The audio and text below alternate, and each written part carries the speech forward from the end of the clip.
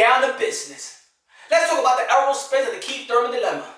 Everybody always trying to say that Keith Thurman is ducking Errol Spence, that he's running around the question when it's asked about Errol Spence, that he's dodging Errol Spence, that he's been faking injuries because of Errol Spence, because he be faking surgery because of Errol Spence. Sometime, run time, never the time, once upon a time, all the nicknames, all the hate that comes Keith Thurman's way is because of Errol Spence. Correct? Let's be honest. Let's be real. And I'm going to call it how I see it. We're going to throw the bias on the side. We're going to think objectively, logically. Everybody listen up. Now, I'm going to give you something. I'm going to give you, Errol Spence fan, something you're going to smile about. About that. Because at the end of the day, I don't believe fighters, in general, don't want to fight each other. These are fighters.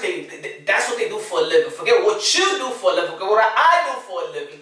All we know is that they fight for a living to earn their money, feed their family, things of that nature. Do not compare your balls to their balls. Do not compare your heart to their heart when it comes to boxing and comeback fighting. Let's be real. Let's be real, guys. If you ain't trying to be real, you can click off. You don't even got to listen to me. If you ain't trying to be logically, then it's not going to make sense to you. Then, go somewhere, go to another channel that they lie to you and make you feel good and pump your head up and things of that. Go to only Errol Spence sites. How about that? Because it's actually going off the Errol Spence fans. But let's say hypothetically, I think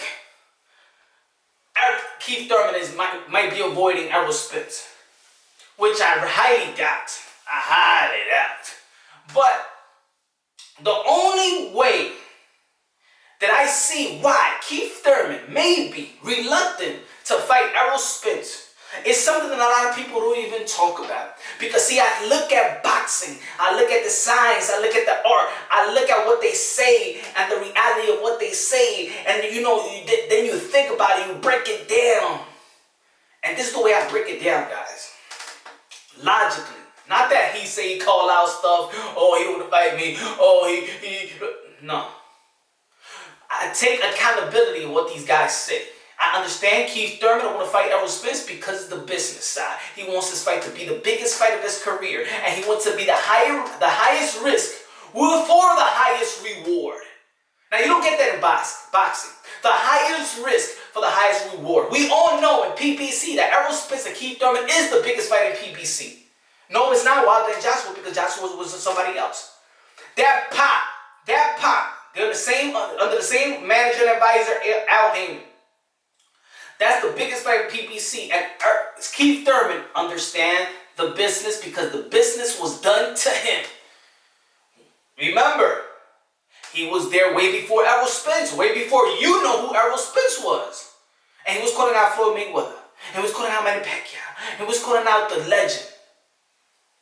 Because he wanted that fight. He was in line for that fight. So just let me break it down for you, Errol Spence. The only way I see why Keith Thurman may be reluctant, that's hypothetically, I'm just saying, Keith Thurman usually gets hurt with boxers and fighters that's taller than him. And Errol Spence, and I know that I think Danny Garcia is a little bit taller than Keith Thurman, but I'm talking about a good couple inches taller than Keith Thurman. If you 5'9", which is Errol Spence, he might be reluctant. And I'm going to give you these scenarios so you can really do your homework and understand what I'm trying to say. Keith Thurman got hurt by soto, which he's 5'10". Got hurt by Luis Collazo, which is 5'9", 5'10", 5'9". Got hurt his last fight by Josecito Lopez, which is 5'10", almost 5'11", 5'10", 5'11". Those are the people. He got wobbled by Soto Carras. He got hurt by Luis Collazo, and he got rocked by Josecito Lopez. All dudes were taller than him. Now, we all know that Errol Spence, that's why I'm sucking my teeth. We all know that Errol Spence is taller than Keith Thurman. 5'10", 5'9", you could say. Keith Thurman is 5'7". Short 5'7". Now, that's the only way I see him being reluctant. Because Keith Thurman said in an interview during the Manny Pacquiao promo while he was sitting down with interviews and things of that nature, he said that the problem he got rocked with Josecito Lopez is that he underestimated the range. The size, affected him, noticing the range and, stylistically and fighting wise, the range actually bothered him and he actually underestimated the range. But if he underestimated the range of Josecito Lopez, knowing that he's a smart guy, knowing that you're coming in and fighting somebody that's taller than you, you can't underestimate Soto Collazo's range at the same time. You can't underestimate the southpaw of Luis Collazo. So that means in range-wise, which Keith Thurman usually do good, but he usually do good with guys his height or shorter than him. That's why I see him so confident against Manny Pacquiao. That's why I saw him so confident against Porter. That's why I see him so confident with Danny Garcia, which is a little tiny bit taller. But these guys are good 2 to 3 inches taller than Keith Thurman. And Keith Thurman has had problems and have gotten hurt with almost every fighter that is taller than him. If Josecito Lopez, then hypothetically speaking, logically thinking, if Josecito Lopez could catch up to Keith Thurman, Soto Collazo could catch up to Keith Thurman, Luis Collazo could catch up to Keith Thurman, and reach and hurt him in good placement shots, then we all could agree that he could get rocked, he could get hurt, he could get wobbled by Errol Spence. So that's the only logically reason. Because see, they gotta take accountability of what they say, and then I go and I dissect it and analyze what they're trying to say and what they say in different interviews, and I put the pieces together. That's the only way I see why Keith Thurman could be reluctant to fight Errol Spence. But in reality, I don't believe anybody's ducking anybody, anybody's avoiding anybody, anybody's dodging everybody. I believe that they under Al Heyman. Al Heyman already communicated with them. They know when they're gonna fight.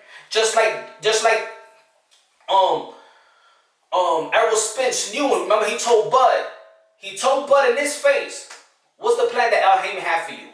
Oh, I'm gonna fight Mikey Garcia, and then I'm gonna fight Sean Porter, or Keith Thurman, or Manny Pacquiao. This guy said, Bud Crawford, did he say anything about me? Nope. So Errol Spence knows this. The only reason why he calls Keith Thurman out, like I said in my other video, it was a call out. Just throw something out there. Just throw and get your fans talking. And if it gets your fans talking, then it actually puts the fight in pressure to be made. That's the only way. That's what a call out is. That's what a call out is. That doesn't mean that you call somebody out, they gotta come and fight you. And if you don't fight him right there, oh man, he's ducking, he's avoiding. No. That's not the way it goes. First, you gotta be in a position to call somebody out, and then, especially if you're on the same promotional company, if you're on the same team, if you're under the same brand, boom. But Keith Thurman has explained to y'all in realness what he wants to fight Errol Spence. Why not everybody feel so good about that? He wants to fight Errol Spence to see the supremacy of who is the best welterweight, the king of the world, the king welterweight. Now I'm doing a video coming up next. What about Sean Porter beats Errol Spence? What would you say then? Where will you rank Keith Thurman? You Keith Thurman haters. Where will you rank Sean Porter? Where will you rank Bud Crawford? See, because the monkey wrench could be thrown. We all know that Sean Porter has made every fight difficult for every fighter, win or lose. Please don't think that this is just going to be a cakewalk for Errol Spence. If you think so, you're fooling yourself. You're really fooling yourself.